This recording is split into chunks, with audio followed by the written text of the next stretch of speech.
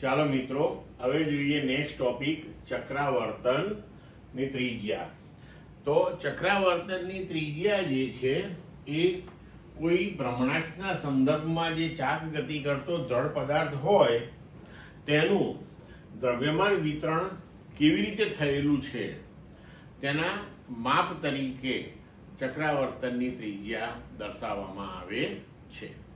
હવે ધારો કે આપણી પાસે કોઈ એક દ્રઢ પદાર્થ છે કે જે આકૃતિમાં દર્શાવ્યા મુજબની ભ્રમણાક્ષને અનુલક્ષીને ભ્રમણ કરે છે, અને અહીં આપણે સરળતા ખાતર એવું લઈ લઈએ કે તેના દરેક કણનું દ્રવ્યમાન m સમાન છે, અને આ જે પદાર્થ છે તે ધારો કે n કણોનો બનેલો છે.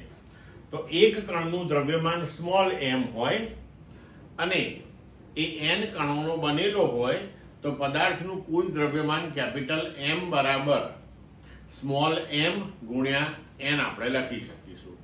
તો હવે આપેલી જે ભ્રમણાક્ષ છે તે ભ્રમણાક્ષને અનુલક્ષીને આ દ્રઢ પદાર્થની જડત્વની ચાક માત્રા આપણે લખી શકીશું I બરાબર m1 r1 square plus m2 r2 square up to mn rn square. હવે અહીંયા આપણે દરેક કણ સમાન દ્રવ્યમાનનો લીધો હોવાથી m1 m2 m3 up to mn એ બધાને આપણે m લઈ લઈએ તો લખી શકીએ m r1 square plus m r2 square up to m rn square. હવે અહીંથી આપણે m કોમન કાઢી લઈએ તો m into r1 square plus r2 square plus up to rn square આપણે લખી શકીએ. હવે આ કૌંસને આપણે n વડે ભાગી નાખીએ અને કૌંસની બહાર આપણે n વડે ગુણી નાખીએ તો mn into r1 square plus r2 square plus up to rn square upon n લખી શકીએ. તો હવે mn એટલે થયું દ્રઢ પદાર્થનું કુલ દળ, અને r1 square plus r2 square up to rn square ભાગ્યા n એ થશે કણોના લંબ અંતરોના વર્ગનું સરેરાશ. બરોબર. તો હવે આપણે લખી શકીએ કે I બરાબર mk સ્ક્વેર, જ્યાં k સ્ક્વેર છે એ r1 square plus r2 square up to rn square upon n છે, કે જે સરેરાશ r સ્ક્વેર આપે છે આપણને. હવે k સ્ક્વેર એ આપેલ ભ્રમણાક્ષથી પદાર્થના કણોના અંતરો જે છે તેના વર્ગોનું સરેરાશ છે. જો તેનું વર્ગમૂળ આપણે લઈએ તો આપણને k મળે. તો k જે છે એને ચક્રાવર્તનની ત્રિજ્યા કહેવામાં આવે છે.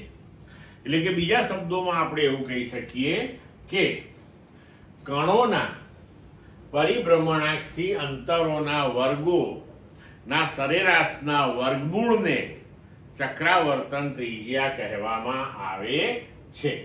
અને ચક્રાવર્તન ત્રિજ્યા તેનો એકમ જે છે એ લંબાઈનો જ એકમ છે, એટલે મીટર થશે, અને તેનું પારિમાણિક સૂત્ર થશે L1.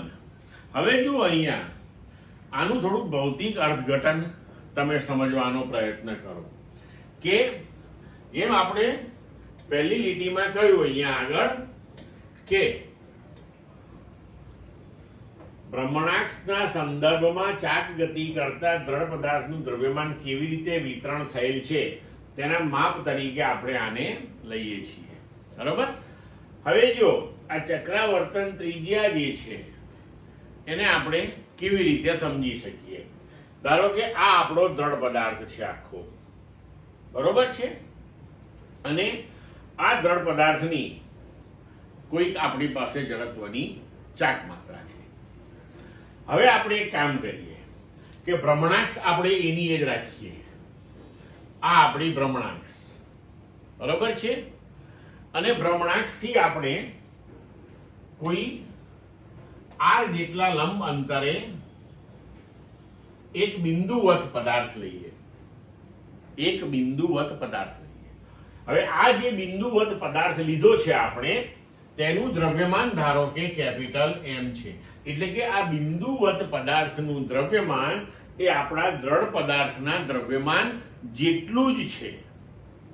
અને હવે જો આપણે આ બિંદુવત પદાર્થની જડત્વની ચાક માત્રા લખીએ તો કેટલી લખી શકાય?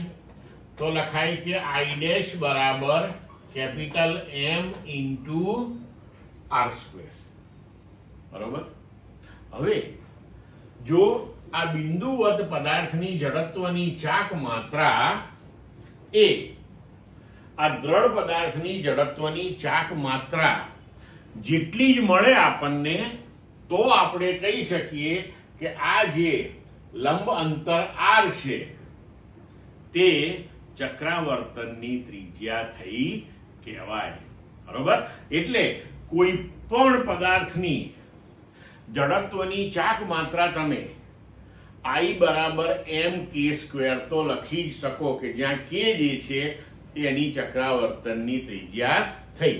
તો ચક્રાવર્તનની ત્રિજ્યાનો મતલબ એ થાય કે આપેલી ભ્રમણાક્ષથી દ્રઢ પદાર્થના દ્રવ્યમાન જેટલા જ દ્રવ્યમાન વાળા બિંદુવત પદાર્થની જડત્વની ચાક માત્રા એ k એટલે કે ચક્રાવર્તન ત્રિજ્યા જેટલા અંતરે દ્રઢ પદાર્થ જેટલી જ પ્રાપ્ત થતી હોય છે.